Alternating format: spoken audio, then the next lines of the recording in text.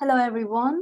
Hope everyone is doing okay, as good as everyone can be at the moment. So today's session, we have one of the artists and academics that we have been really hoping to get for these sessions because of her incredible work and really innovative ideas. So we have Maritza here, who will start the presentation today. So she will first present, and then after each presentation, we'll have a short Q&A section. So basically, during the presentation, if you have any comments or questions, please type them in the chat box. And at the end of it, our translator is going to look at the questions and comments, and he will translate that for us. And thanks for his amazing work as well, Thailand. Thanks for a great effort. So I'll leave the stage to Maritza, and after Maritza finishes, we'll have Q&A, and then after that, I will be talking about ecodramaturgy. So we'll follow the same pattern of presentation and then Q&A. So during the session, if you have any technical difficulties, etc., please type it to the chat box as well. I'm sure our team will look into the issues as best as they can, and we'll sort it out. But this should be quite a smooth run, I hope. So I'll mute myself and I'll leave the stage to Maritza. Thank you very much for the invitation, and just also to say that I'm heartbroken by what happened to Turkey. I hope everyone is just trying to get on well. Hope they haven't been very much affected, and that just the death toll doesn't rise more is really heartbreaking. I am gonna share my screen. All right. I thought a little bit hard before I decided what to present, and I think what I'm going to do is a bit of a introduction to research that has started back in 2019 and how it has been evolving, because back when it started, it didn't include theater, but it kind of theater and theatrical techniques came in the process. So I will talk about, well, I'm a mixed reality designer, and researcher, and I'm going to talk about the concept of affective mixed reality design, which I have mostly implemented within a heritage setting, but the insights and the methodologies that I've developed can be obviously used in many different settings.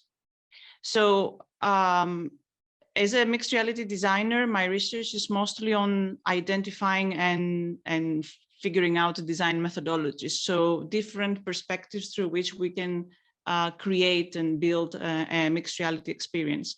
I'm using mixed reality here as a term, and it's a little bit complex in a sense that sometimes people use it to include to mean AR and VR, augmented and virtual reality. Sometimes the term extended reality is used instead of mixed reality. I think they are all kind of valid. For me, mixed reality is when you use immersive technologies, particularly augmented reality devices, either mobile or smart glasses, and try to use them within an experience design in a way that the physical, the real, and the virtual become quite blurred. And this is the intersection of that is where my work is. And indeed, in these two projects that I will present today, I have used smart glass augmented reality technology in the form of Microsoft HoloLens 2, which was the device available. So a little bit about myself. If I can move the slide. I have traditionally been trained as a mathematician, applied mathematics, and then I was really interested in what computers can do in terms of artistic expression. So I went on and I did a master in design and digital media, where I first found out about all of the design thinking and the methodologies of creating interactions and experiences in space, whether this is art installations or educational experiences. I've worked as a user experience, user interface designer and a researcher for quite a long time in academia and in between academia and the creative industries. I always work with companies or with what we call the third sector, which is mostly charities or research institutions like heritage organizations, for example. And since 2016, I have been teaching at Brunel University London in the games design course, the undergraduate and master in games design, mostly on player experience, on creating games with immersive technologies, programming, and anything that has to do with art and technology. I'm obviously an avid gamer for many years. I'm a history aficionado. I love reading history of different countries and civilizations all over the world. So I think that's why most of my projects are in heritage. So, and with the within my research in the past 10 years, I would say I have worked with augmented reality quite a lot. I have worked a bit with virtual reality as well, but what really intrigues me is augmented reality. I have worked as an AR designer in artistic installations that were about bringing up different cultures within London. I've worked on the concept of augmented reality, not only in terms of visual, like vision heavy, but also in terms of other senses. And two projects that I did, which you can see in the second and third picture, is with the sense of touch. So the second one was a project where the main kind of like design problem, let's say, is how to bring back touch in museums. So we created some experiments, which some of them used immersive technology, some of them didn't, but came up with the term haptic augmented reality. So how can you simulate touch in places where you cannot actually touch objects, like in museums that have objects behind perspex glass. And the third picture is an image from my PhD that I completed in 2013, where I looked at how we can help the traditional puppet stop motion animators work in a digital workspace that transfers their embodied skills that they have when they work with the puppets in the camera in the studio. So I developed a haptic system together with stop motion animators to explore in terms of research what is lost, what is gained, what is transformed, and or what is kind of confused when you move from the physical space into digital. So I always have this interest in how to create these hybrid worlds.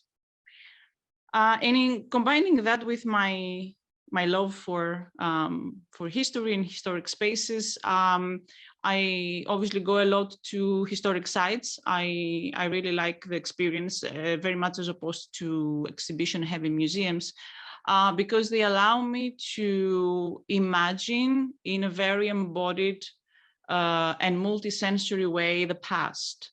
So whenever I walk in a place that has like thousands of years of or hundreds of years of history, I like to imagine how were the people who moved or walked in the same floor or corridor as me. What did they wear? How did they express themselves? What objects they would carry? And I always thought that it would be great if I could have actually a dialogue with them to or witness a dialogue happening. But still, though heritage sites are very immersive themselves, to use this word, I still feel that it's just my imagination trying to fill in the gaps, because otherwise the historic sites have kind of like labels, and you can get an audio guide to go around, which is a little bit more puts you more into the kind of space, but still it lacked this kind of world that my imagination would create whenever I visit the site.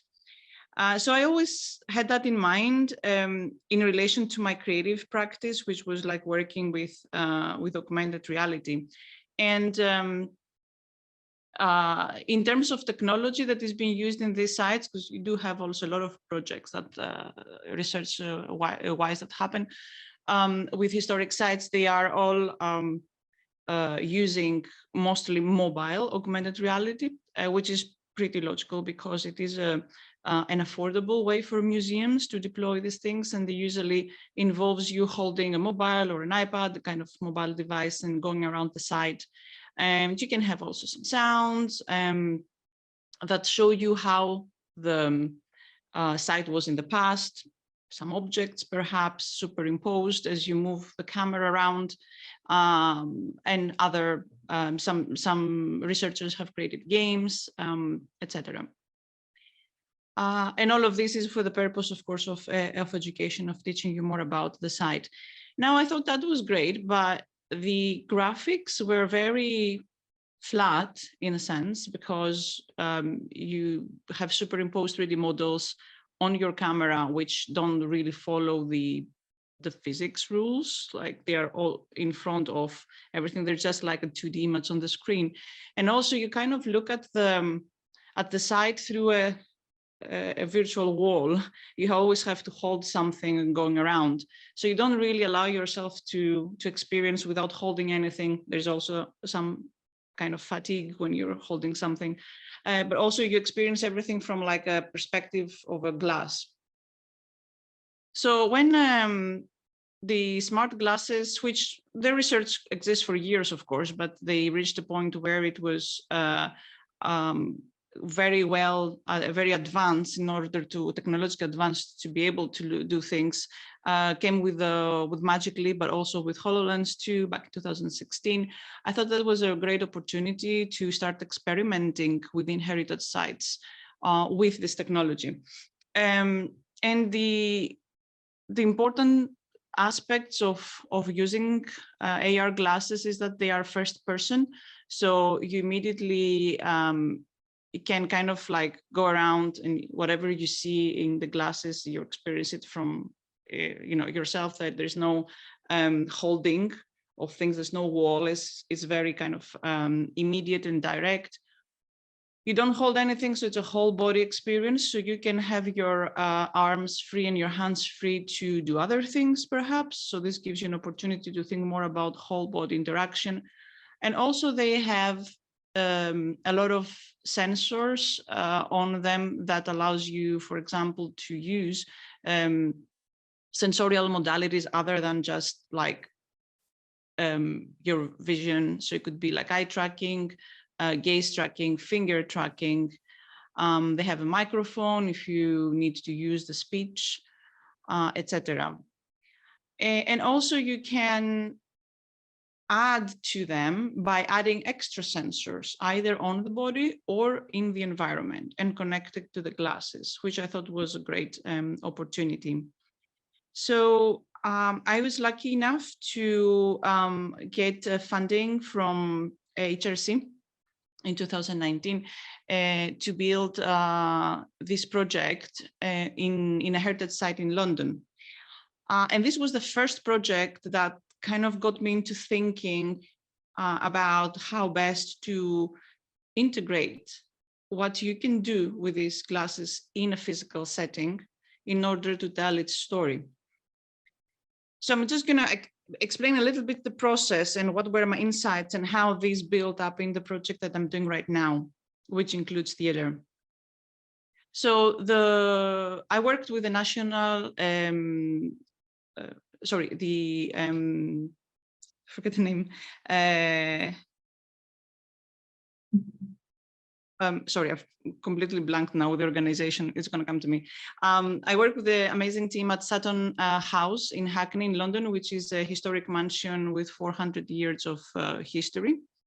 And the idea was to try and bring this different history. They had 400 years where the house had different kind of functions. It worked as a school for girls. It was the house of the Secretary of State for King Henry VIII. It was a men's institute close to the First World War. So it has like different functions that it was quite difficult to interpret and pass on to the audience that was the visitors that would visit the house, because it also didn't have many furniture, and it was only through heavy signs, heavy of text, that you could actually tell all of these different stories across the eras. So we work with that and with a team of AR developers to try and communicate this,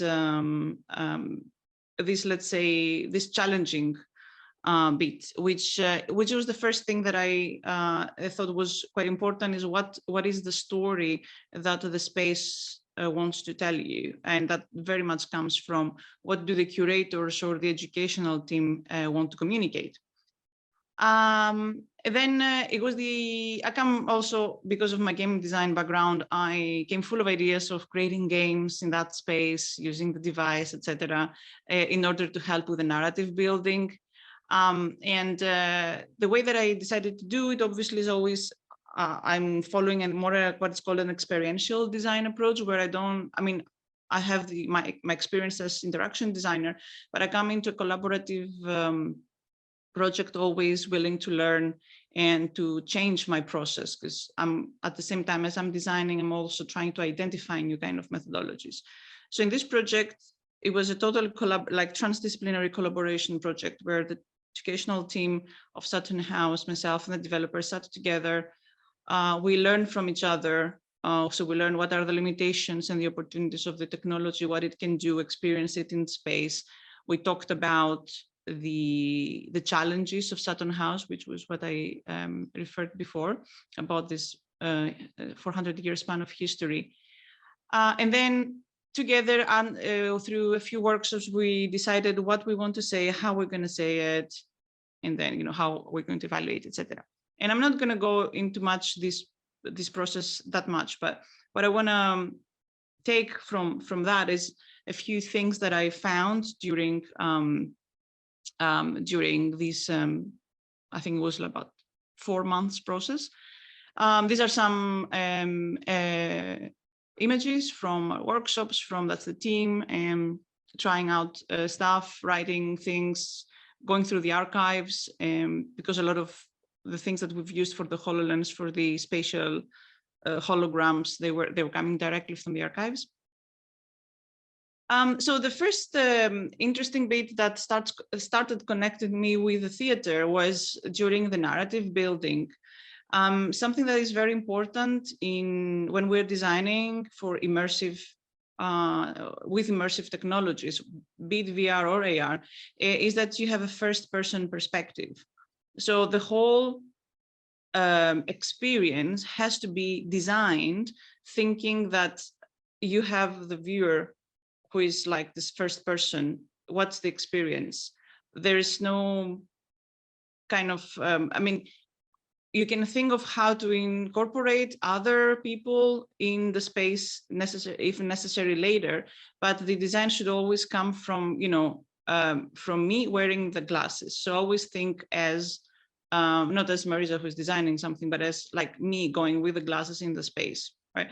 And the first question that came to my mind is, who am I?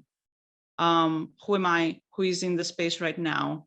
And what is this thing that I'm wearing? Why am I wearing these glasses?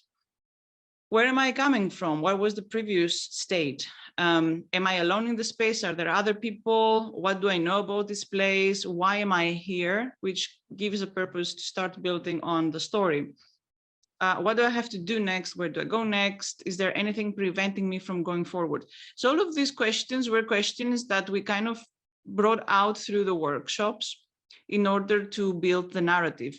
And funnily enough, when I was trying to write about this, I found out that these questions were very similar to the questions that are being asked from actors in order to learn more about the character they want to embody. And I found it in this book by Uta Hagen, Challenge for the Actor. I'm sure most of you will know that much better than me.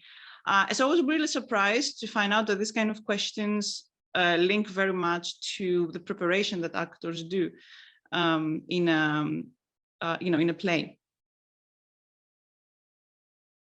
The second thing that I found quite playful, very playful, I loved it, and very interesting, was the choreography of the visitors or the visitor. So this is my take, my sketch for the choreography in the house. We used actually only one room, and it's all the different kind of chapters that the visitors went through from the beginning till the end. And it's interesting because where you would position the visitor was important in terms of what they would see. So there are some like technical considerations with the device. It doesn't have that much of a peripheral vision. If you, I don't know if you've ever used the HoloLens, but it kind of has a big, like of just a window through which you can look things. So you can't, it's not VR that you can actually look around and you see the whole room. It's just like one frame. So, and this means that like the further away you sit from something, the more you're able to view it holistic, like the whole, you can view the whole thing. So we had to kind of create these holograms in a way that that they were viewable. So it meant that we, in certain cases, we were thinking about positioning the visitor in specific spaces. Also, how do we help them navigate the space? That was also the other question. How do we tell them to look around, or is it going to be the visual thing is going to come through the script? So all of that was part of our design thinking, and we did do a bit of trial and error with that one. Originally, we even had the visitors thinking of sitting somewhere and watching a scene. Until then, we decided not to, and to give a little bit more freedom. But these are things that I found that relate very much to theater, but also like to dance, like annotation, like how you go from places to places. It's not very strictly prescribed, but you need to do something like that in the beginning to help you with designing the navigation. And of course, is the technical considerations that I mentioned. This is a picture of one of the owner of the house, and it was very interesting to see how people would go close. Some of the visitors would go close to him, trying to see what he's writing. Some people would just stay at the back. Some people would not move at all, and it's something else to consider, because the moment you put on a device, your embodiment changes. So I thought there that maybe something that is missing is to have the visitors getting accustomed to this device first, before they just jump into the experience.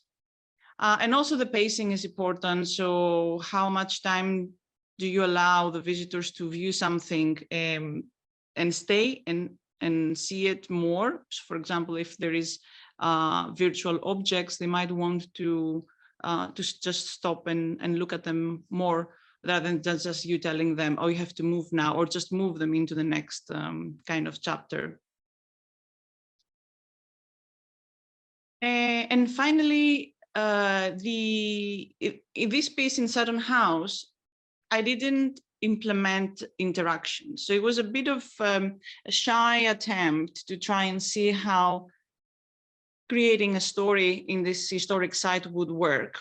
And we had a lot of discussions at the beginning whether to actually add a lot of interactions. So interactions means like that you interact with the virtual material, or you kind of even have like a game-like experience where you have a specific role and you go into the house and you have to do some tasks or find things. We decided not to, because just putting on the device felt like that was something quite complex for a lot of people, like being able to be in the space, see the space, but also see virtual material on top. So for this one, we didn't design in particularly specific interactions, but we did add some things which we call kind of like emergent interaction zones. For example, there was the sequence with where you were in the girls' school era, and the headmistress that was talking to you, she would be like in the middle of a dance class, and you could hear the girls giggling and learning how to dance the minuet, and that was the shoes. So the shoes were motion captured. and you could see the shoes dancing. And a few of the visitors kind of followed this lead and started learning the minuet, like dancing next to the shoes. Most of them didn't. But they were like there in case people wanted to kind of like take the opportunity to be a bit more playful. And if they felt comfortable with the glasses and what they had been experiencing so far, they actually did it. So these are some of the insights from that project. And for those of you who are interested, I have written about it in a journal that came out I think last month. So I'm happy to share it if you don't have access to it as well, if you would like to learn something more, to read more details about that. But this kind of, at the end of this project, I started thinking how similar what I was trying to do and what we were trying to do collectively was to creating a theatrical event.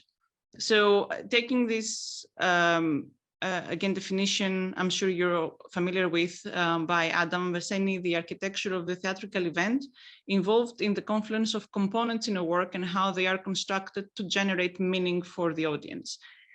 This is the definition of dramaturgy, and I felt that it resonated very much with what I had been doing in a very fuzzy and emergent way. I didn't know about dramaturgy then, but it was because of my interaction with dramaturgs and performance artists and discussions through them that I kind of, something clicked at some point. I thought, like, this is very similar to what I do. It's about the choreography, it's about building the narrative and thinking of what the virtual actors, let's say the visual voices in Sutton House. I didn't have 3D models, but I had a lot of voiceovers, which were people who lived in these different eras. And I was actually co-writing the script with the developers. So a lot of this work was very similar to work towards a theatrical play. And I had that in mind, that in the next kind of phase, I would like to try and see that more from the perspective of theater making, like creating mixed reality design as theater making. And of course, it could have been in any kind of setting, but it just happened again that it was in a heritage site.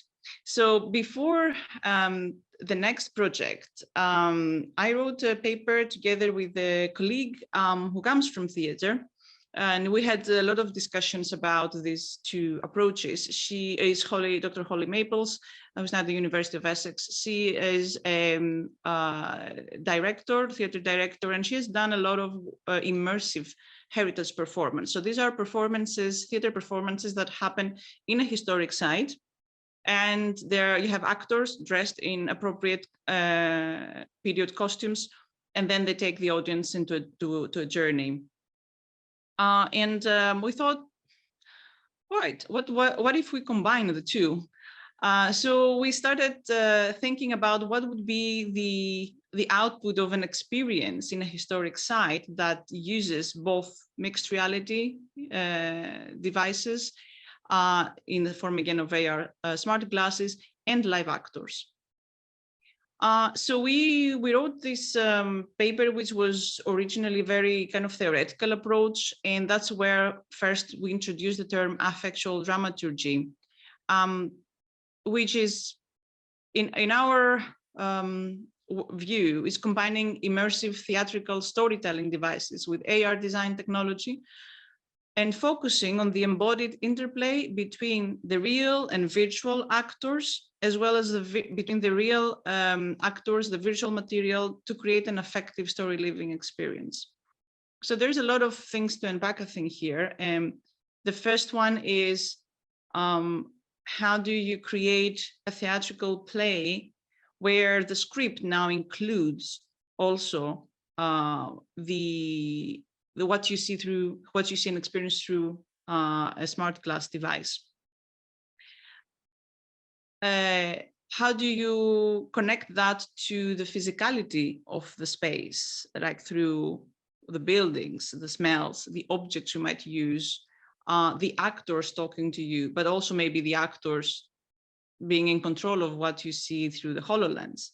or how is your, as an audience, experience of what you see in the HoloLens, and how do you, connect to that and to the actor? So there's kind of like a triangular connection there. And the other one is the story living experience. And story living is something that comes very much from the circles of mixed reality designers, ever since the like devices like the HoloLens and Magic Leap came out, and a lot of people use it for art.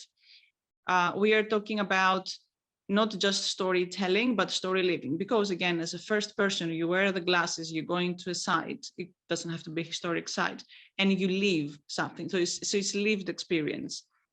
So we use mostly the term story living instead of storytelling.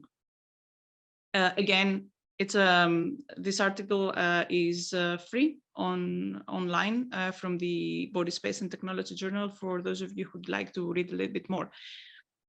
And so we wrote this article, and we were on the lookout for like doing a project and trying to find, obviously, funding, as always, to do a project with this concept. And we were very lucky to get a grant from the HRC and National Endowment of the Humanities organization in the US. And that's it was a call for advancing the digital scholarship for the humanities. And what the main question for us was how we can use mixed reality, how we can design mixed reality heritage experience that help us understand the past and make meaning from it through effective engagement with the stories of a place, right? By means of our body and senses, as we had described it in the affectual dramaturgy. And because Holly had done some theatrical plays about the decolonization, helping the decolonization process. And we thought that that's a great opportunity to actually use this new fusion to help historic sites with decolonization. And because the grant was between UK and US, we decided to talk about the transatlantic slave trade of the 18th century. And this is the project that's currently ongoing. So I don't have pictures yet, because we're now designing 2 experiences. One that will take place in London in a historic house in September, and one in the US earlier in May. And we're working across sites with developers to create these developers and actors to create these experiences. We termed this mixed reality heritage performance, MRHP. And I'm going to give you some of the insights so far that might be related to your work, and they are related, of course, to theater. And I'm happy to discuss this more through Q&A, because they're really kind of being formed right now. So I thought it was a great opportunity for me as well to pass it on to the theater community. So.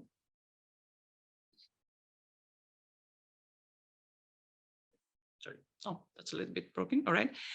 So from the perspective of design, how I would kind of categorize the story lived experience is that it includes the audiovisual spatial augmentations. This is how we call whatever you create to be viewed through the smart glasses. We are using HoloLens 2 for this project, so I might just use the word HoloLens 2 instead of smart glasses from now on.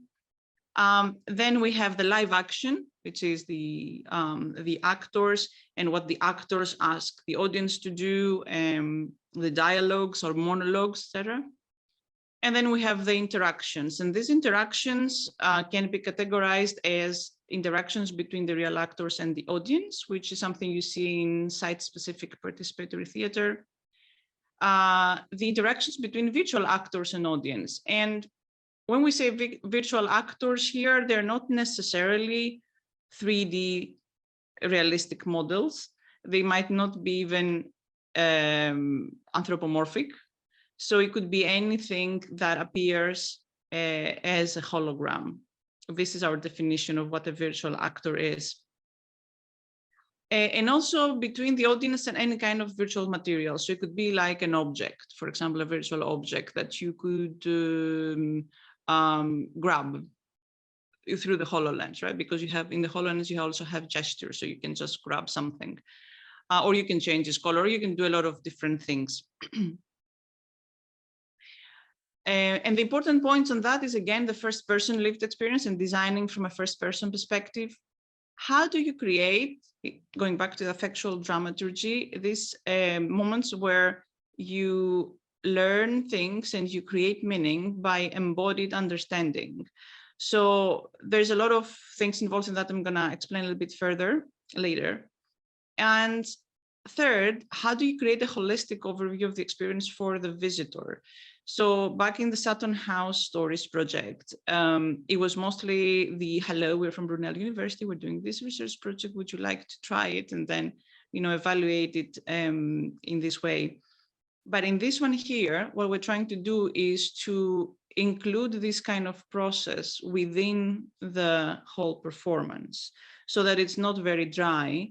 It is a research project. We have to evaluate it properly, but we're trying to incorporate this kind of evaluation, the dry bits of the evaluation anyway, within the experience, within the performance. So if we talk a little bit about the design pillars of the mixed reality heritage performance, and by design pillars, I mean the things we need to be mindful of and the goals for the designers. The first one is within the concept of the participatory journey, to how to include the audience. And leaning on from what I just said before, how do you make them part of the experience from the beginning? And what we call, this is called in design spaces called the on and off boarding. Onboarding is when you kind of give them the device, telling them what what they're about to experience, allow them a little bit to try on the device so that you see how they feel, but also through the process of starting the experience, creating these spaces for them to feel comfortable with the device. So for example, in one of the experiences we're creating now, the first thing they do in the first room, we allow more space for the real actor to talk to them. And we have created some spatial augmentations that enable them to turn around and look at things so that they understand they can actually look around and they can just sit like that with the device on, like scared with, what am I going to see next or whatever. So trying to incorporate a little bit of the body movement, and that is okay to move with the glasses on. What is the role of the device? Again, that question that popped up in the Sutton House Stories. So how do you integrate the AR headset into the story? You can do that through the live actor, or you can do that through the narrative as we go on, or you can just not do that at all. So what would that mean? What's the role of the device, right? And then offboarding, again, how do you close the performance? At which point do they take off the glasses? What happens there? Who is taking them out towards back, I don't know, to the room where they started? And how do you debrief them as well? I mean, this one, I come from a project that has a lot of, has a large educational angle as well, of course. But, in theater, it might be a bit different, like when we're talking about the more traditional theatrical play, but that's like part of the beauty of like sharing this and seeing how they could be changed by the theater community. The visitor's role is also very important. The visitor's role is more important for the designers rather actually the visitors themselves. So we always have to give the visitor a role, but they don't have to know who they are necessarily, but the role has to be given to them from our perspective for the design. So to know who is this person who is coming with in the house, so that we know what interactions we can create in terms of dialogue, but also interactions with the spatial augmentations. If they know the role, then we're moving more into the kind of role play and more game design aspect. And that's something that I think it's more advanced at this stage, something that we would like to explore, but not yet. And for the device's role as well, as I mentioned that before, what if you want to give the device a role, what that would be. And then also give a bit of weight on the multisensory experience. So again, historic sites are immersive spaces. So we try to think of how to celebrate the sights, the sounds, and the smells of the location by drawing the audience to be aware of them, either through the dialogues, the storytelling, through the real and virtual actors' looks, gestures, and choreography as well, right? So always connecting with the space, not just being in the story, but connected with the surrounding environment. And that kind of ties a little bit to our definition of immersive storytelling as affectual dramaturgy, because the story is not only just material and fact-based, but it is a lived experience. So it has to kind of spread into the environment as well, especially since in historic sites, the environment is a big part of, it's a big actor in this play. And the use of objects, again, that comes from theatrical methods. You can have physical objects which can be viewed a bit later as a virtual or vice versa. So you can alternate between virtual and physical. And also you can combine objects with the spatial augmentations, right? So especially in order to create a sense of mixed reality. So that would be either that you're grabbing a real object and something happens in the virtual world, or you can have, in terms of creating the mixed reality, if you put a virtual fire on a fireplace, you can augment that with real LED lights to give this kind of sense of flickering, that it's much more, looks much more real. Because if you just put a virtual fire, you're not going to have all these reflections that usually real fires have. And in terms of, just checking time, this is my last slide. In terms of meaningful interactions in hybrid spaces, so we have these, again, embodied cognition. How can we use the environment and the virtual in order to create understandings through doing things, right? Or even connecting them in a way that that makes sense. Creates a kind of a coupling. So for example, you can give a physical card to the audience, and then something appears out of the card and then just flies away, for example, in the virtual space.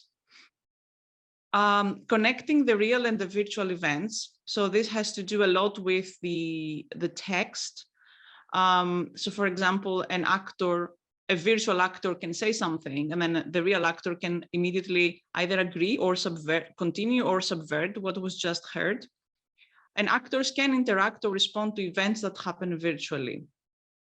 And the biggest challenge here is the challenge of synchronicity. So how do real actors know what's happening in the virtual world? And that's a technical challenge that we are working on now. It's quite interesting.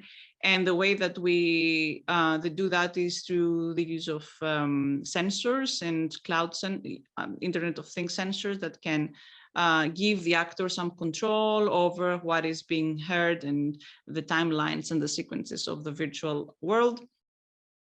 And finally, in terms of thinking, especially if you come from theater, that the text, or what is called the script, is now part of the wider, like it opens, it becomes the text, it becomes text, which is part of the wider script, which is now not only text, but it includes all these audiovisual augmentations, it includes the live action, it includes the multisensory interactions, and what happens in between the physical and the virtual world. So in the sense, a script in a mixed reality performance or heritage performance includes all of this. It's not just the text. I hope that made sense, and it's kind of like new things that come out of of the project as we go along, and I will be writing and talking more about this as well. I'm very happy to take Q&A. Thank you so much for your time. These are some of my social media, website, etc. Please do reach out. I also have a podcast on mixed reality and culture for those of you who are interested. Thank you. Thank you, Maritza. This was incredible. So if you do have any comments, observations, or questions for Maritza, please either type them in the chat box, or you can raise your hand and Thailand can translate it into English, unless your question is in English. So I suppose I can just kickstart with, I have actually a few questions, but I want to start with one. From kind of coming from a dramaturgical perspective, what kind of, I mean, this is incredibly exciting to start with. I'm literally amazed by all these kind of building blocks that you get together and then create this amazing structure. So, and that is dramaturgy. So seeing that from dramaturgical, theatrical perspective is amazing. I suppose if we were looking at this as theatre makers or theatre thinkers, one question that I would be very curious about is, either in the Sutton House project or in your current project, is there a concept / a story / a theme or a question that you focus on? So how does that element of story actually is created, or when does it come into play, or what is it about? Yeah, so I guess the easy part of applying that in a heritage site is that the question comes from the curators or the site itself, like the learning team, for example. Sorry, it was the National Trust. We forgot that, the National Trust. Yes.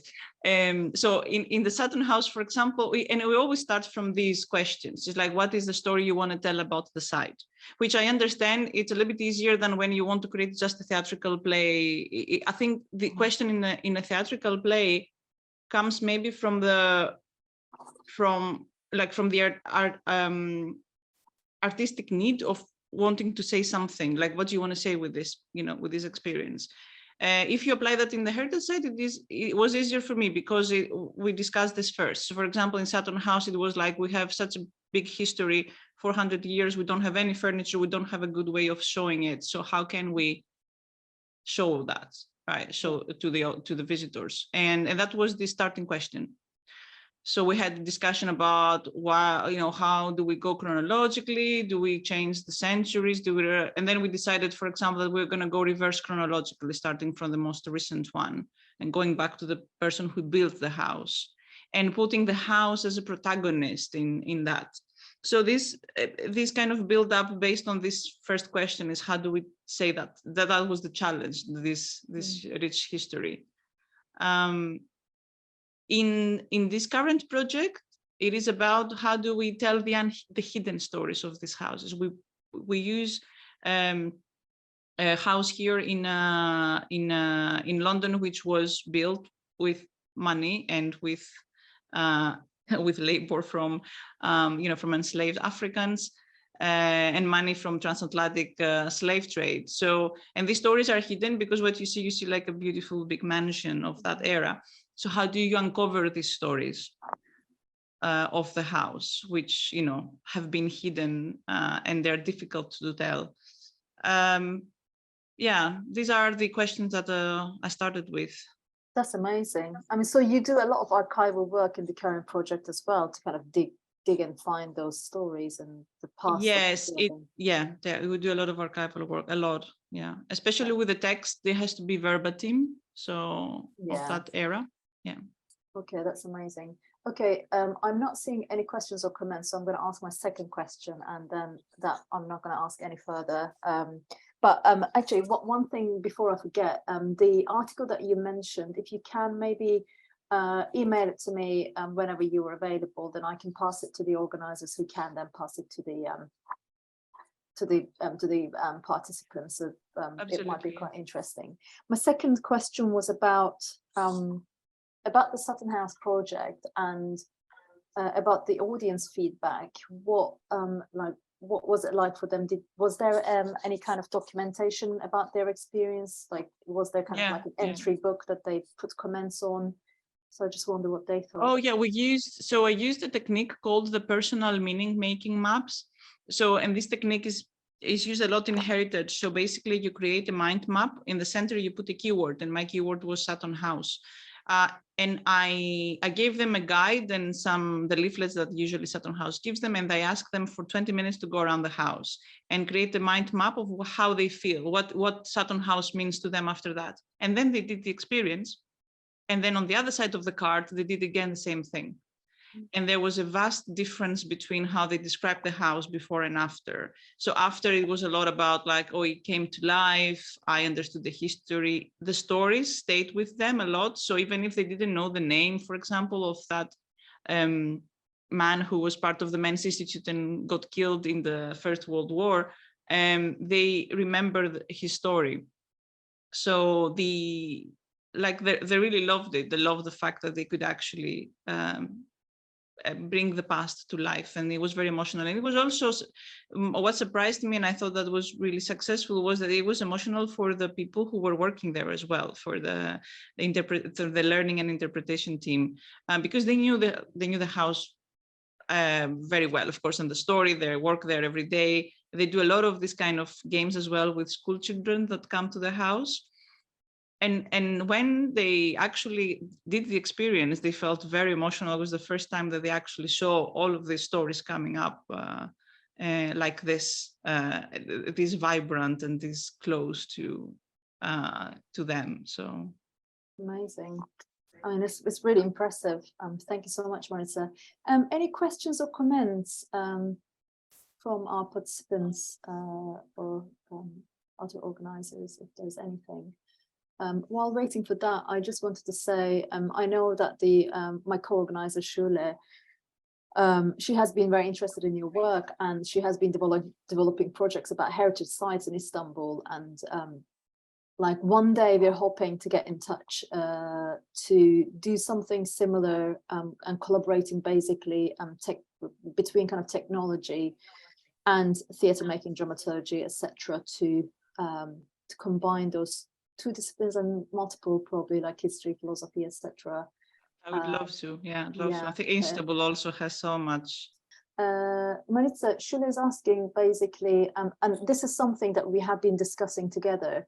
When we saw the idea of effectual dramaturgy, we were quite kind of impressed by it. And what Shule says is like, how are we going to translate this? This concept is actually quite new to Turkish readers and audiences and theatre makers. So how do we kind of conceptualize and translate this? And we thought about this word, which is based on our experience and knowledge of theatre, which basically means this is how we interpret it. The use of VR, MR, XR technologies to basically create or generate an emotional experience for the audience or in the audience. So what she's asking is, can you unpack this idea of effective dramaturgy a bit for us to understand what this concept actually means? Is it kind of creating emotional reactions and responses and experiences for the audience? Yes, it's it is about that. It is using using the opportunities that these devices give you in bringing the past to life, and in also like what you can see through the holograms, the interaction with the visual material, and the interaction with the real as well, and the combination between real and virtual. So if I'm invited to sit for tea and I bring the teacup up, and then you have like a hologram opening that responds to what your friend, who is like the actor who is drinking tea with you, says. All of this creates, like, enforces the emotional experience in a way that, you know, it's just a different another actor there. But what you can do with this is that you can use more your senses. So you can use the sensors on the device. So where you look at something, you can look at it for more than 2 seconds and something appears, right? You can have whatever, at the same time, whatever happens, the actors can respond to that. which is, or you can be watching something in like a virtual actor talking to you, and then the real actor comes and they stop immediately. So this kind of connection between the virtual and the real creates for me an effective response, because you have the opportunity to actually have the past next to you in a sense of this kind of holograms and sounds, and an environment spread into the environment, right, which brings the past a little bit to life, but also you have this whole thing is connected within the performance. So you see that the real actors actually can interact with that, which makes it and just as another actor of the play. And the term affectual is about how do you exploit all of these opportunities of these devices in order to strengthen the emotional experience. But like site-specific participatory theater, of course, creates a lot of an emotional journey. But then when the dramaturgy includes this layer of the virtual world, how do you use that in a way to enforce the affective journey? Yeah, that makes perfect sense. And here, and correct me if I'm understanding this incorrectly, when I hear now affectual, I won't necessarily only think about the abstract emotion that I feel, say I feel sad, but I don't necessarily have physical manifestation of that, but also the kind of the sensory, so how my emotions are triggered by the sensory experience. So, you know, I see those people dancing around me, and maybe there is an object that I can touch, maybe kind of a ballet shoes or something, and that makes me feel something. So that is also like the physical and the emotional experience are almost kind of combined. Yeah, I think the word that you use, experiential, probably is very important there. So yeah, we'll work on that, on the translation. I think it's a very interesting, you know, to hear from the theater perspective as well, because we kind of coined this term very much on the heritage application in heritage, because usually heritage is mostly kind of give you the facts, and that there's no that much of an emotional journey. But when you create immersive heritage performances, or when you bring mixed reality heritage performances, then you want to create, you have the opportunity to create this emotional journey. So this is where the term affectual came from, in a sense. Yeah. Thank you so much, Marisa. This is incredibly helpful, and yeah, very mind-opening, I would say. Thanks from everyone to you for thank you very much. Blowing our minds, I would say. The conversations. Thank you so much. I know that I'm aware that you need to leave at some point, so please feel free to leave when you need to. So I'll be in touch with you tomorrow. No, I will be here for the next presentation. I have to unfortunately leave in half an hour. So okay, that's great. Thank you so much, Marisa. Thank you. So yeah, I'll be presenting myself, which is kind of interesting. Our friend Zeynep is gonna do the PowerPoint, so I will be giving the pointers saying next slide. So when that happens, you will see a different slide. So yeah, we can maybe put the PowerPoint on, Zeynep, if that's okay. So I'm hoping to finish in kind of 30 minutes, hopefully, and then we can have a bit of a conversation. I'm just gonna so today, I want to open this conversation with a quotation from Frederick Jameson. And I want all of you to basically put this in the corner somewhere in your minds to kind of keep thinking about it, because I think this is quite profound to think about environment, to think about posthumanism, to think about theatre making today in our current culture. And how we respond as citizens to everything happening around us. So Frederick Jameson says, it is easier to imagine the end of the world than to imagine the end of capitalism. So I'm sure we'll get back to this in our conversations. So I'm going to talk firstly about climate crisis and neoliberal capitalism. And then I'm going to talk a bit about eco-criticism, then come to ecodramaturgy and what we mean by it, how we put it into action, how we use it. And I'll share with you some functional and dysfunctional examples for you to understand. So it has finally become undeniable that our capitalist system that promotes excessive consumption on a planet with finite resources and pumps up our egocentric, aka anthropocentric ways of being and living sits at the heart of climate crisis. Policymakers, often supported by or dependent on global corporations, have thus far treated climate crisis as a simple matter, if not entirely ignored and overlooked it or exploited this catastrophic process as a money-making opportunity.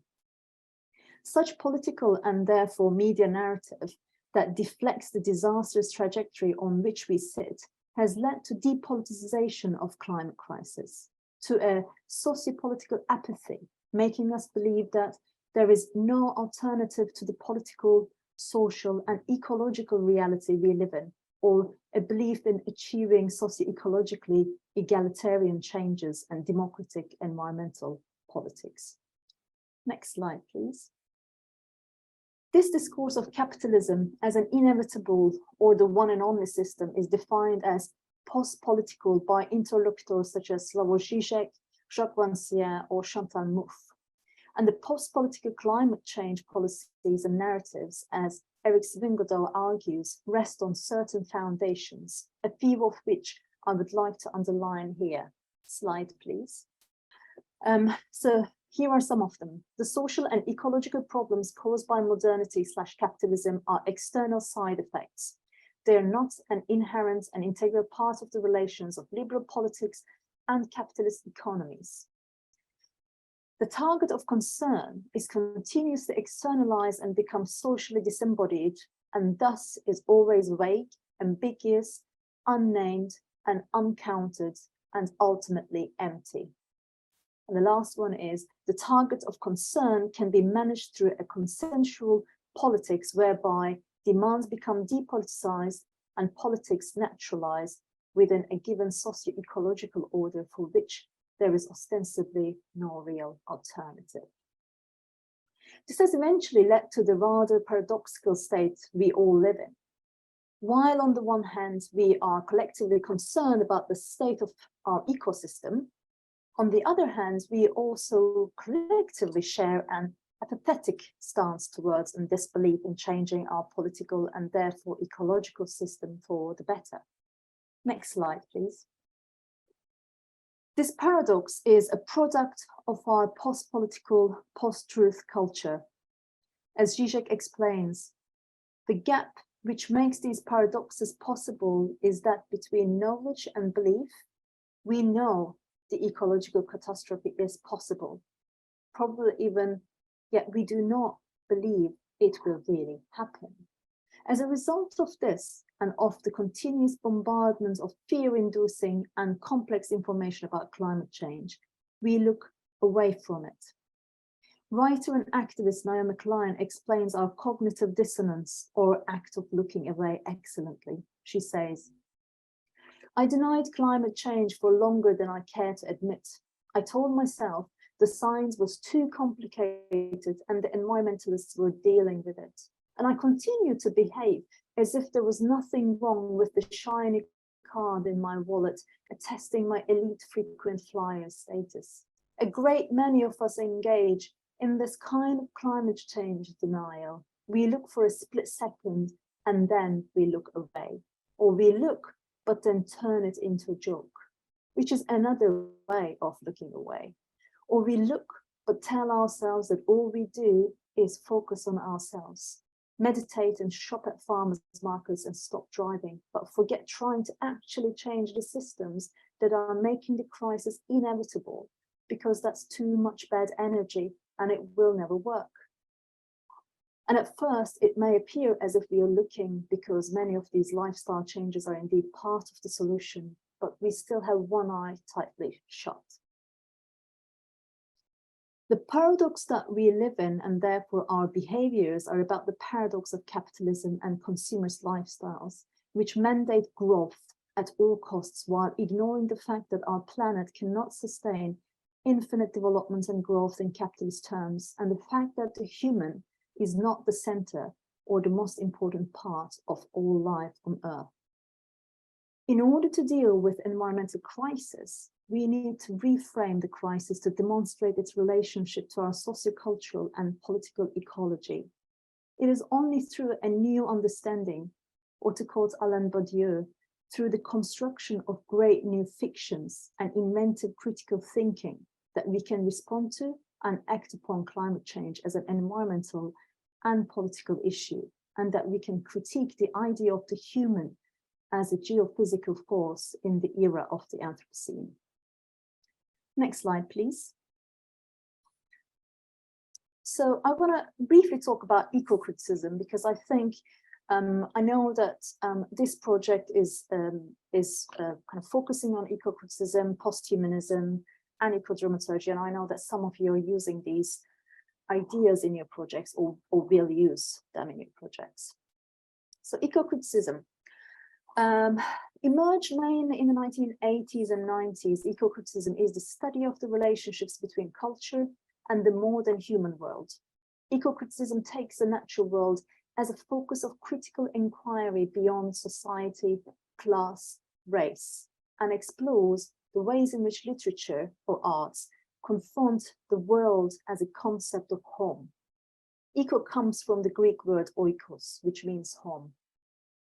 For eco-critics such as Lawrence Boyle, the non-human environment is present not merely or simply as a framing device in literature and arts, but as a presence that suggests that human history is implicated in natural history. Or in Cheryl Glotfelty's words, eco-criticism offers an earth-centered approach to the complex intersections between environment and culture, arguing that human culture is connected to the physical world, affecting it and affected by it. Eco-critics explore the age-old distinctions between the human and the non-human, and nature and non-nature, and analyze and challenge them as constructions that frame the environmental crisis. All right, where was I? So eco-criticism borrows from and works with post-colonial and Marxist theoretical methodologies to explore how marginalized people and resources often converge in the same place, and to raise an awareness of the connections between climate crisis and class, race, and gender.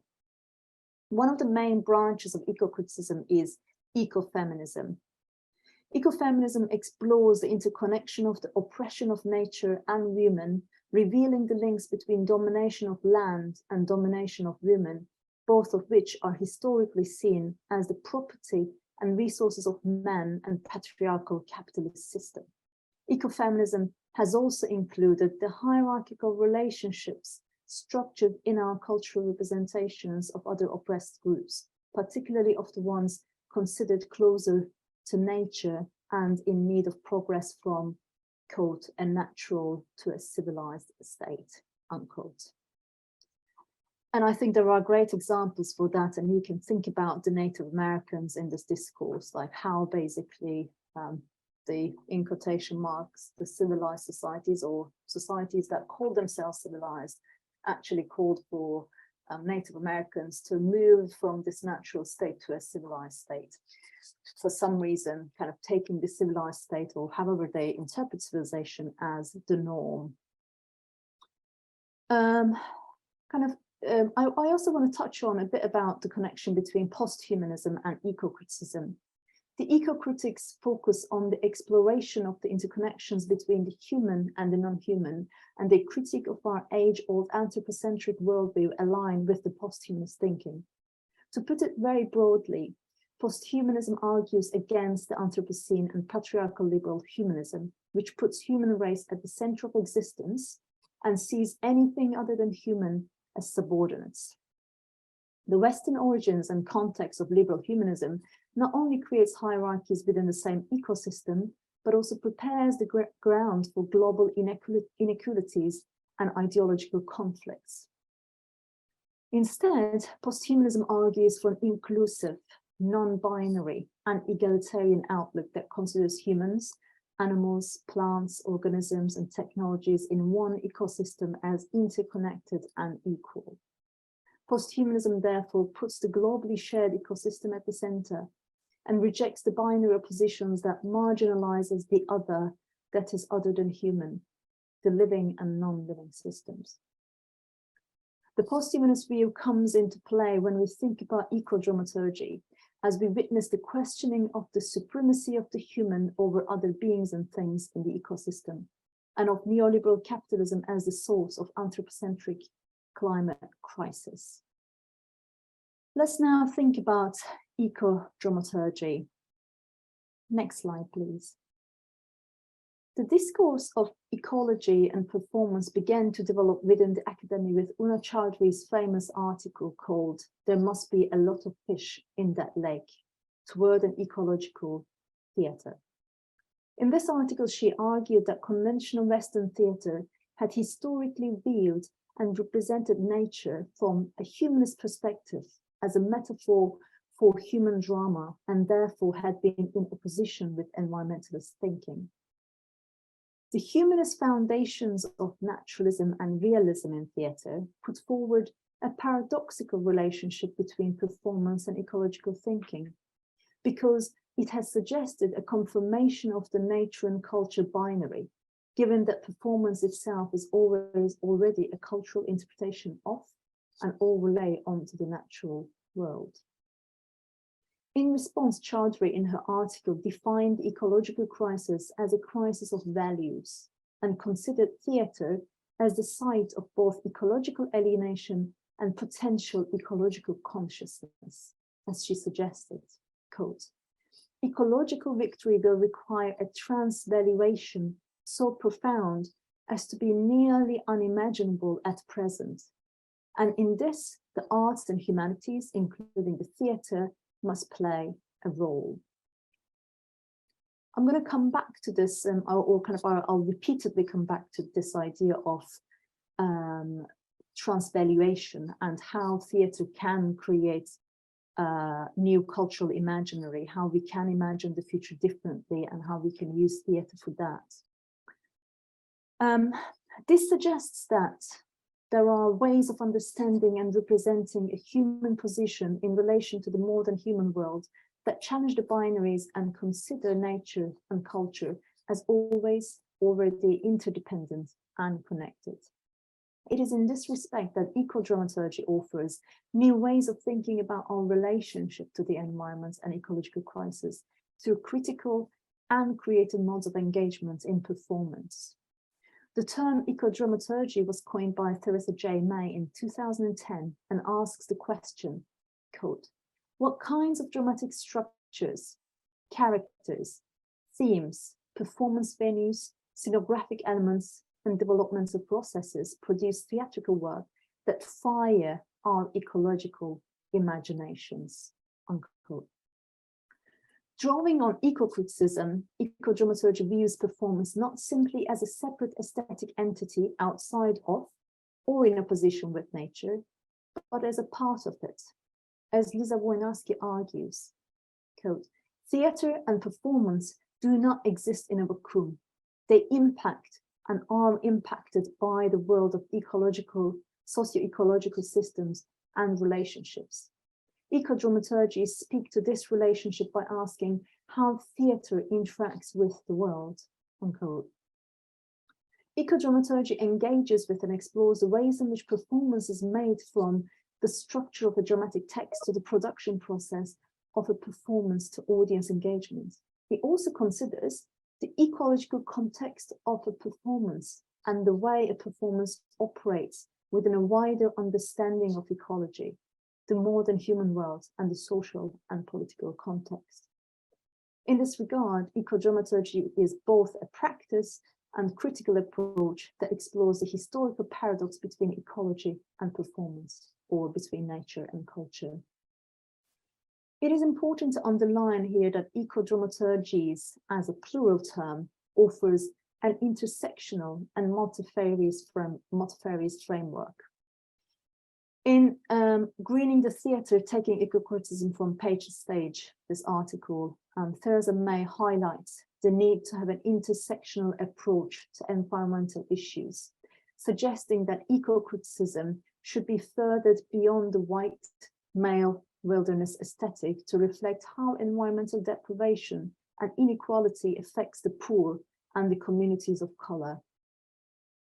Ecodramaturgies, therefore, as Lisa Wojnarowski identifies, offer an ecological thinking about performance that is intersectional, relational, entangled, messy, contingent, and in flux, and consider performance forms, processes, themes, texts, narratives, politics, ethics, spectatorship, industries, values, and experiences. Ecodramaturgies offer a critical perspective that can challenge the dominant modes of representation that devalue or oppress the modern human world, and invite a change in our perceptions of the modern human world and our relationships with and treatments of it in our anthropocentric neoliberal environmental logic. Next slide, please. However, as Lisa Wojnarowski and Karl Leverick put, the claims about theatre's capacity to create radical social behavioral change are inflated and unrealistic. Such an approach tends to focus on thematic content, often offering apocalyptic environmental visions, and produce performances that are solution-focused, didactic, limiting, and unengaging in terms of communicating the complex, multi-layered, and uncertain nature of ecological issues. Haddon and McKay write about the failure of certain climate change plays to engage audiences in environmental thinking. They argue that the emotional and catastrophic narratives of these plays are ineffective. This corresponds to Mike Hulme's idea of deficit model of communicating climate change, in which he argues basically that the idea that scientists have the truth and they only need to communicate it to the public for them to understand climate change is not really truly engaging for the public. It offers a hierarchical model and alienates us from the reality that we live in and create. This is what they argue. Many of these productions fail to convince as climate change plays, with audiences remaining unengaged and unaffected by environmental themes. Where the balance is tilted towards the emotional narratives of human relationships, those who seek sophisticated theatre addressing climate change are disappointed. This presents a particular kind of deficit model, where climate change issues are imminent, as is the case with Greenland. Theatre is in danger of the deficit model to which Hume refers. The risk for performances that seek to engage with complex issues of environmental and climate change is precisely that of presenting information or opinion in a closed, didactic manner. And now I want to share with you an example that I found very problematic, pretty much because of the same reason of kind of didactically giving information rather than engaging the audience. Next slide, please. So 2071 is a performance, is a play, which is defined as a dramatized lecture, and it's written by the climate scientist, very famous climate scientist, Chris Rapley, and quite well-known playwright Duncan Macmillan. And it was staged at the Royal Court Theatre in London in 2014 under the direction of the amazing director Katie Mitchell, who herself is an avid environmentalist. The play is performed by Chris Rapley himself on stage, and it is predominantly an explanation of climate change. The play's title, 2071, refers to the year in which Rapley's oldest grandchild will be 67, which was Rapley's age when he performed the piece on stage. Structured as a lecture that refuses the fictionalized science, 2071 uses elements of verbatim and docudrama and converges science and theatre to create an enlightening eco-monologue on stage, a performance lecture. Throughout the performance, Rapley sits on a chair on a bare stage, giving a lecture on climate change against a backdrop of images of rising temperatures, water levels, etc., which increasingly become quite soporific. For the director Katie Mitchell, the classic form of a play with characters and scenes is ineffective in talking about climate change and similar issues. She says, scenes tend to simplify things. That's just how a linear narrative has to construct itself. With complex things like the carbon cycle, you can't just have endless scenes where someone says, what's the cycle like?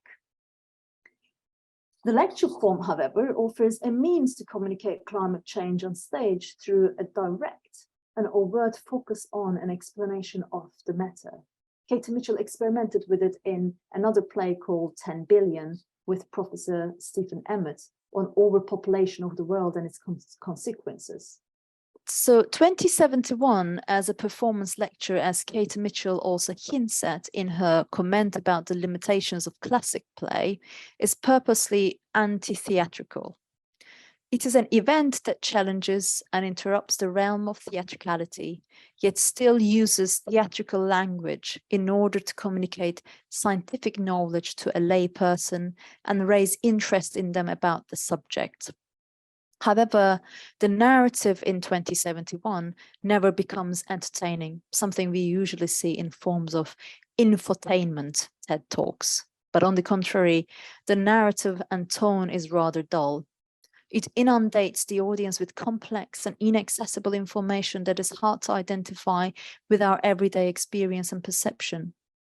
In the face of rather monotonous delivery style, one cannot help to consider whether this is actually a critical tool, a purposeful device to accommodate the common tendency to look away from climate crisis, because it is a complex, vast, and depressing subject. 2071 is successful in explaining what climate change is and giving a clear overview of how the world's atmosphere has deteriorated over millions of years. However, this model also foregrounds a fundamental problem that is central to public discourse, climate scientists as well as to some artistic responses. That is the idea that the public needs more and clear information on climate change. As mentioned earlier, Mike Hulme identifies this as the deficit model, according to which scientists are the ones with the truth, the prophets who can see the future, and it's these people that they have to convince. According to this model, the solution to the current crisis lies mainly in more access to the public with greater clarity of scientific knowledge delivered through better science writers and experts. However, this is considerably unhelpful because it generates a technocratic, almost hierarchical viewpoint on climate change that reduces the political and social aspects of climate change to expert knowledge and pushes it outside the sociocultural domain. Therefore, the issue is not necessarily scientific illiteracy, particularly not in today's information culture. The issue is, as Naomi Klein and Eric Svingerdo and others in social sciences suggest, is the depoliticized narrative of climate change, due to which we are complicit in a state of inertia and disavowal of climate change despite our knowledge about it. Yet it's a political issue that is mystified through a presentation of it as an approaching catastrophe that can only be tackled by scientists and policymakers, particularly through green consumerism and economy, rather than questioning and suggesting shifting the neoliberal political conditions that generate climate change at the first instance. Just to quickly illustrate, 2071 replicates the predominant discourse on climate change, relaying science to those who are already familiar with it, rather than using lecture form to galvanize audiences and equip them with critical and creative means to imagine the future differently. 2071 is not an environmentalist agitprop, and Rapley, more often than not, has an optimistic tone, referring to a positive global move towards collaboration about climate change. Nevertheless, the play still has its roots in an apocalyptic narrative and rhetoric, warning us of pending ecological disaster unless immediate precautions are taken. The information is true, but the solution Rapley suggests lies in engineers and policymakers, which affirms the current discourse. there is little we can do to reduce the global economy. All governments are committed to increasing it, and in any case, our prosperity and well-being depends on it. Towards the end of the play, Rapley points out that even this show and its attendance contributed to the amount of carbon in the atmosphere. One wonders why, rather than delivering facts and asking for change, 2071 did not encourage the change it proposes. For example, by not only focusing on sustainability and carbon reduction, but also and importantly questioning the power relations underlying the politics of climate change and cultural superstructure in order to avoid the fallacy of a low-impact green capitalism somehow put at the service of environmentalism. Policies and schemes of sustainability without a word about consumers' lifestyles and culture have become nothing less than a major strategy for ecological commodification, marketization, and financialization, which radically intensifies and deepens the penetration of nature by capital.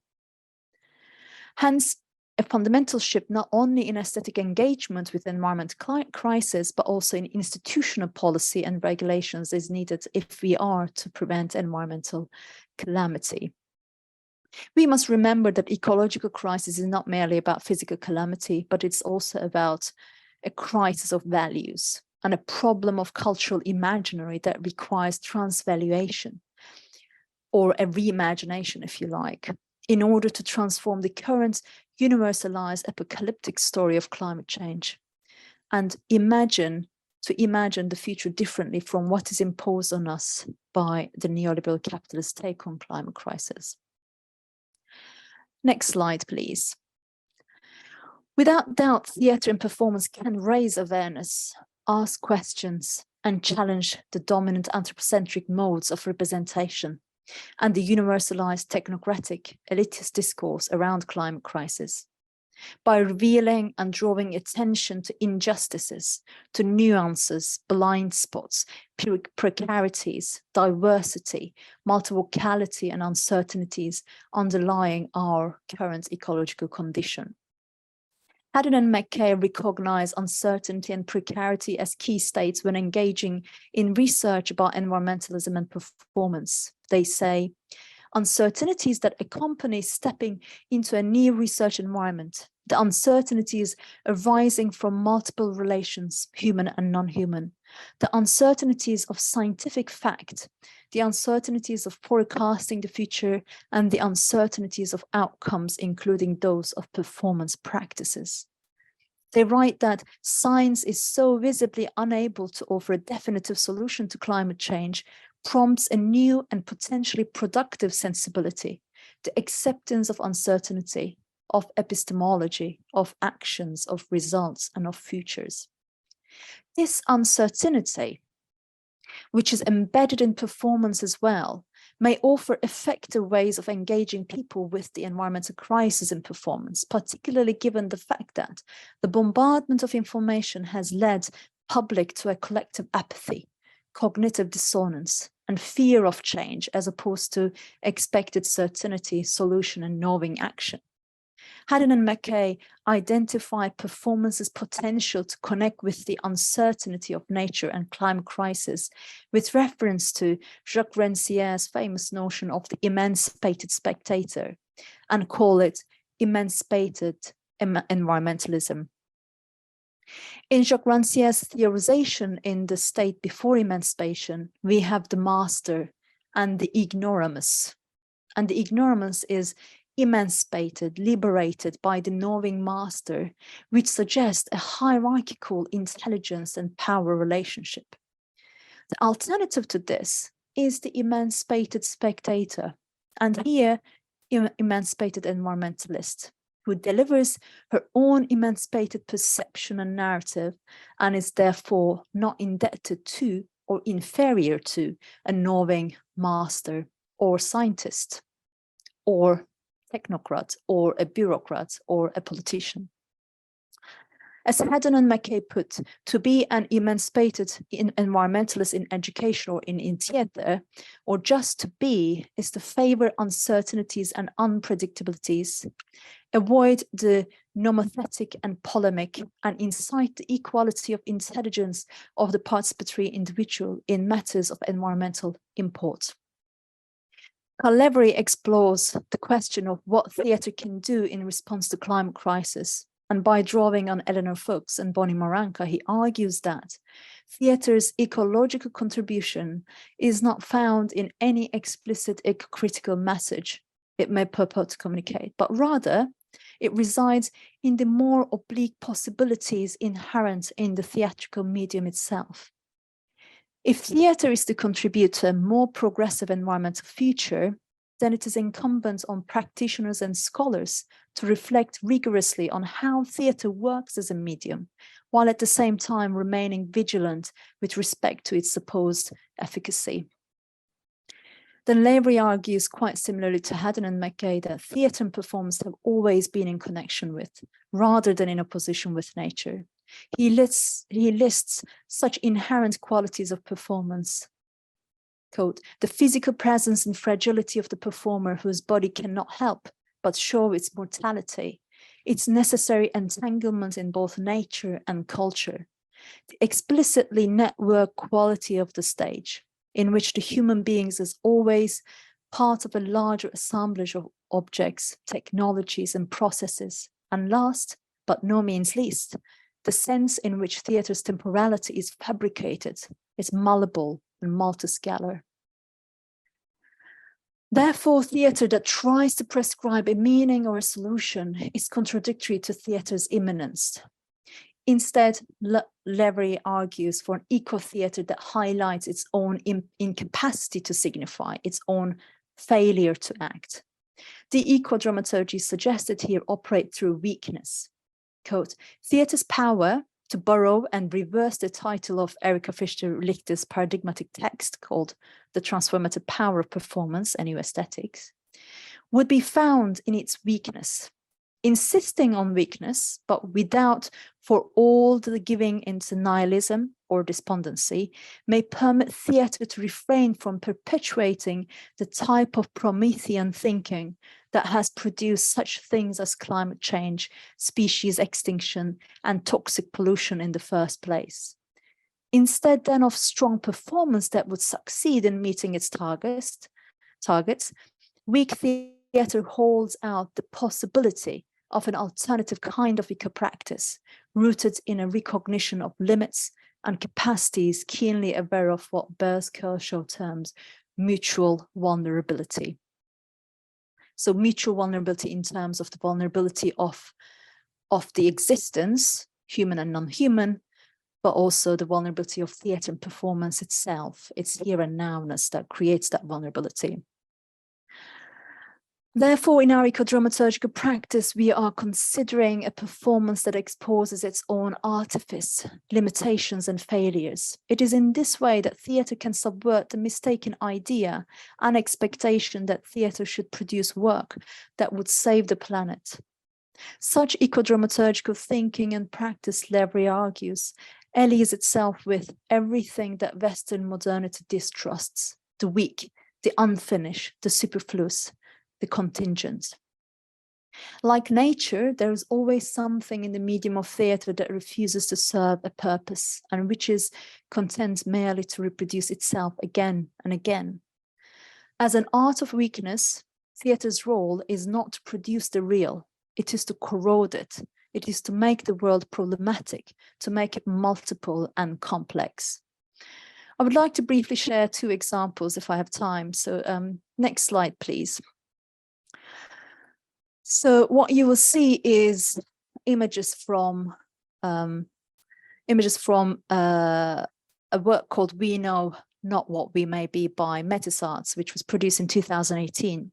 The theatre director, dramaturg, and academic Zoe Swenson, whose work is focused on contemporary political subjects such as the climate crisis, suggests that crisis pushes the boundaries of our imagination. Thus, we need to imagine differently. So we are basically going back to the idea of we need to think about our values, our cultural system in a different way so that we can understand our current condition differently and imagine different futures. In 2018, Mediatized created We Know Not What We May Be, which aimed to collectively consider, imagine, and produce visions of an alternative future society that is founded on climate justice, inclusivity, diversity, and parity. The audience were positioned as participants who were asked to directly engage with the policymaking, thinking about more egalitarian and just economic models, imagine more sustainable ways of living as a society. The performance lasted over 5 days, welcoming different groups of audiences, which are called generations, and talks by activists, academics, writers on how to alter the current dominant situation, as well as a collective participatory performance at the Factory of the Future, where audience was given prompts about near future scenarios and asked to discuss current issues such as income inequality and tax, and vote for and against these scenarios. As Lisa Warnowski summarizes in her book Ecodramaturgies, the audience in this production were asked the intersectional ecological questions of who and what is represented or excluded. What ideology, knowledge, or subject position is represented as the norm or as the dominant one? In what ways are ecological issues also inherently tied to social, political, gendered, racialized, class-based, disability, and access issues? The dramaturgies at the root of this performance offered a fluid relationship between human and nature. Yet the character at the center with the dominant role in future visioning was more the human than the non-human. Nevertheless, we know not what we may be as a production and as kind of dramaturgical practice, Warnowski argues, shows us that we must fail as good neoliberal subjects in order to envision a way of living together that values equality, inclusion, and climate justice. Ecodramaturgies provides a process of doing that, but what happens after and how does the experience relate to the world at large? This may be the failure. Next slide, please. This is my final example, and it's another interesting work. It is by the German company Rimini Protocol, and it is called World Climate Change Conference. This performance is, as the group defined it, a drama of diplomacy based on the simulation of 2015 Paris UN Conference on Climate Change. At the Hamburger Schauspielhaus Theater, the audience was asked to leave their seats in the auditorium and join the subgroups representing 196 national delegations and their climate policies in order to reenact their proceedings of international climate policy and diplomacy. The audience was told that they could, for example, represent India, persisting with efforts to undermine the plan of action by introducing feeble formulations with minimum commitment. Or they can represent Canada or Japan, who have long since turned their backs on the Kyoto Protocol. Or audience members may wish to negotiate for the EU countries in prompting further states to back the only binding instrument there is, the Kyoto Protocol. Or you can in Paris also champion an issue on behalf of Bangladesh, one absolutely not the industrial nation's liking, compensations for the environmental damage caused by storms and floods. The performance takes place on multiple stages with collective discussions and negotiations among different groups. Rimini Protocol writes, quote, "Parties will battle with one another, block and ignore one another, with each insisting on their own position. Alliances will be formed and power relationships will be adjusted again and again." Unquote. I think Rimini Protocol's point in this performance about how we address climate crisis is crucial and relates back to the previous example by Mediatized.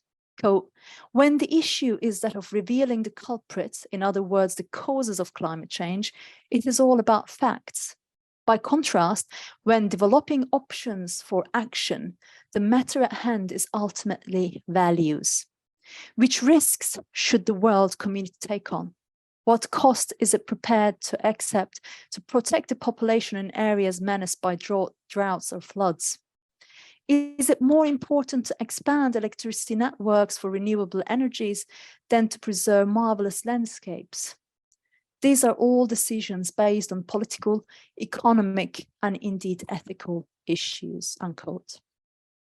So I suppose I want to go back to the quotation by Frederick Jameson and close my presentation with that. If we think about that, how theatre and dramaturgical thinking can make a difference, not kind of radical differences or radical changes, but how can we think differently through theatre and through performance, is something to do with our political system rather than bringing facts to our audiences. And I suppose you or I invite you to think about maybe using some of these examples and some of what I have shared today in your projects and in your kind of future work, perhaps. So yeah, we can maybe stop the PowerPoint presentation. Thanks a lot for doing that for me. Thank you everyone for participating, for opening your ears and minds to us today.